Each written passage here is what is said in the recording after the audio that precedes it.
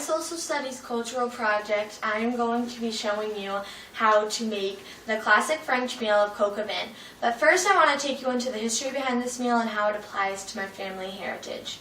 So if you look back into ancient times, you will find a general named Julius Caesar who was given a rooster in honor of conquering the Gauls of France.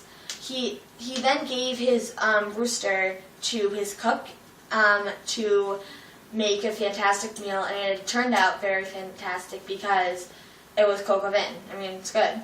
And then, so if you keep on looking, you will find around the 1800s a French emperor called Napoleon who stopped in at an inn unexpectedly. So the innkeeper had nothing except for an old rooster to make, so he threw the old rooster with wine, herbs, and vegetables, and he created a fantastic meal that is known as coq au vin. The emperor loved it so much that it became part of tradition of the French cuisine, and it was then published in a cookbook, first all of its ingredients, in 1864. And that was a big deal because it was a very great meal. And then most recently, a cook called Julia Child had published coq au vin in her very famous cookbook. So that was very good.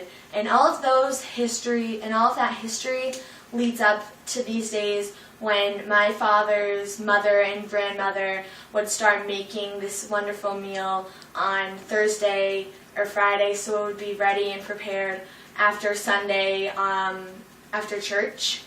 And they would all get together as a family and eat this wonderful meal and have good times. So that's my connection and the history behind this meal. These are all the items you are going to need to make the classic coq au vin. Now we are going to show you how to make coq au vin. So there are 3 steps to it. The first step is to marinate the chicken. So what you need is you need chicken cut into slices like this. You're going to need a bottle of wine, a big onion sliced into pieces of this size. You are going to need 2 cloves of garlic, 1 tablespoon of peppercorn, a carrot sliced into pieces like this, peeled. You're going to need 2 pieces of celery, big pieces, sliced into slices like this, and you are also going to need 2 tablespoons of olive oil. So you need to have your oven on high, and you're going to pour everything except for the chicken and the olive oil.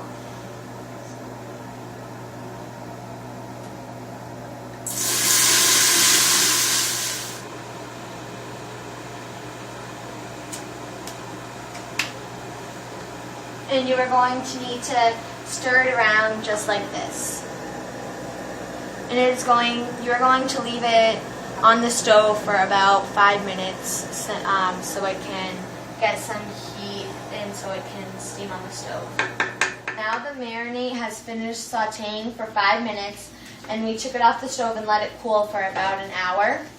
And so now what you're going to do is take the olive oil and you're going to pour it in. And then you're going to mix it up.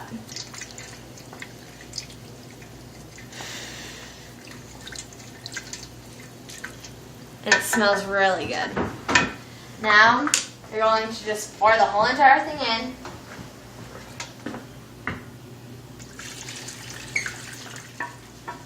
And then after all that's done, you want to stir it all in there. You want to get under and all around the chicken.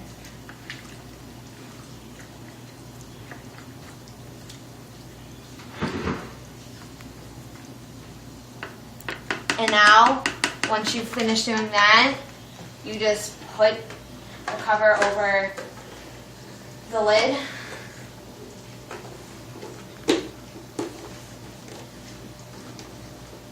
And then you take it, shake it up a little, and you put it in the fridge. And you leave it in there for 2 days. See you in 2 days. So it's been 2 days now, and what I did was I took the marinade thing and I divided it up so the vegetables are in here, all the liquid is in here, and I put the chicken on the stove.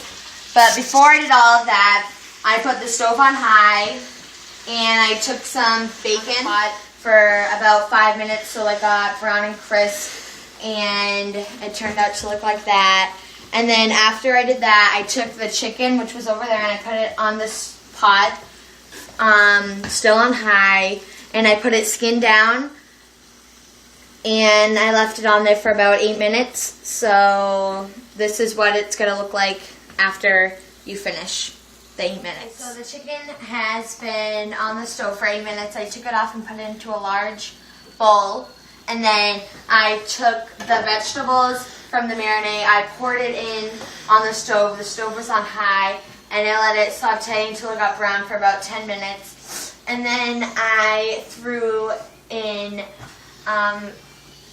3 tablespoons of flour to let it thicken. It sauteed on there for about 2 minutes, and then I added in the liquids left from the marinade, and I added that in, and then I let it saute for 2 minutes, and then now I'm going to add in 2 cups of chicken stock, and I'm going to pour it in, stir it up a little. Now I'm going to add in 2 tablespoons of garlic,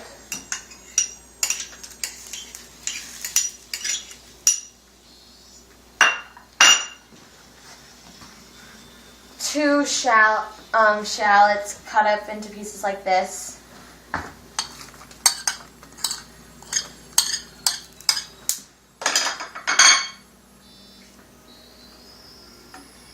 and then I'm going to add in my herbs, and I just pour it in. And then you stir it all up. Oops. And now you take the chicken and you put it in.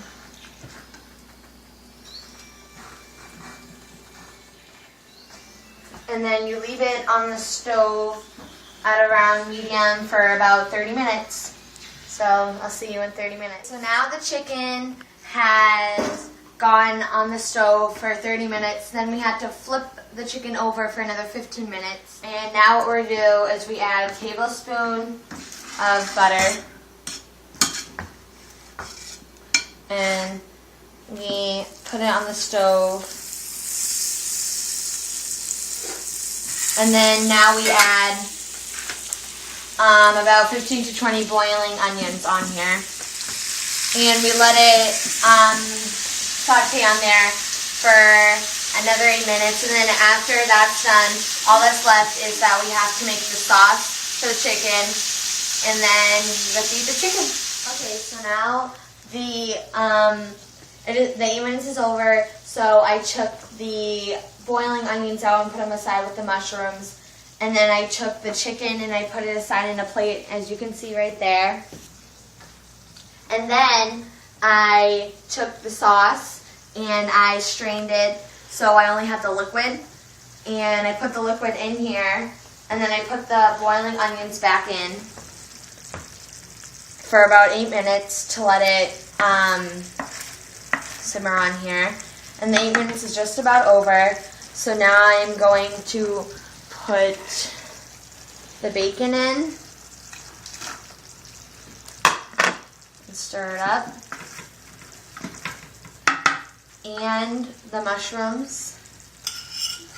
Okay, so as you can see over here, the sauce had finished boiling on the stove, so we poured it over there.